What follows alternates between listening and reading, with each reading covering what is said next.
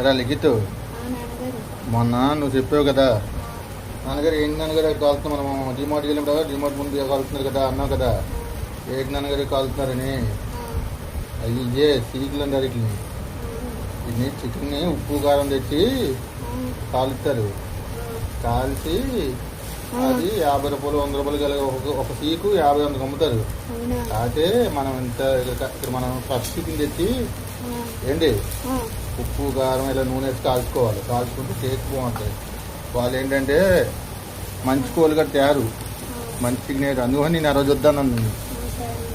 నేను ఏమన్నా ఆ రోజు ఇంటికాడ కాలుతానులేరా అని చెప్పా అన్నా. అది ఇప్పుడు కాలుతున్నాను, తిని చూడు. అసలు ఎంత బాగుంటాయి అంటే అంత బాగుంటాయి. నా చిన్నప్పుడు తినేవాళ్ళు. ఓకే, కాల్చే వరకు మీట్లో పెట్టు, మళ్ళీ కాలేక చూపిద్దాం. రెడీ, వేడి వేడి చీకులు రెడీ, ఫ్రెష్ చీకులు రెడీ.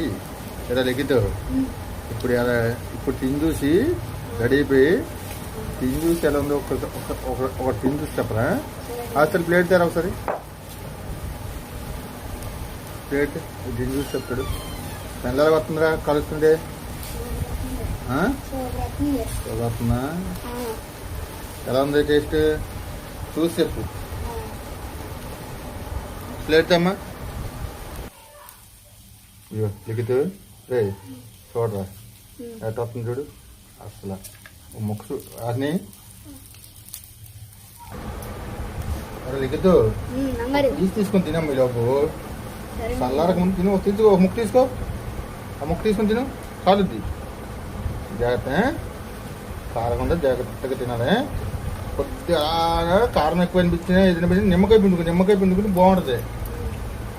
ఏంటి చాలా బాగుందా? మరి ఆ రోజు నువ్వు రోడ్డు మీద కొనమన్నావు. ఏమనుకున్నాను నేను? ఏమన్నా రోజు ఒరే రోడ్డు మీద బాగోరా బాబు అని చెప్పాను లేదా? ఇంటికాడ చేస్తానన్నా. కష్టమని చెయ్యాలి, తప్పదు. ఇలా చేస్తేనే బాగుంటుందిరా. ఇంకా అవి కూడా ఉన్నాయి, అవి కూడా తినేద్దాం.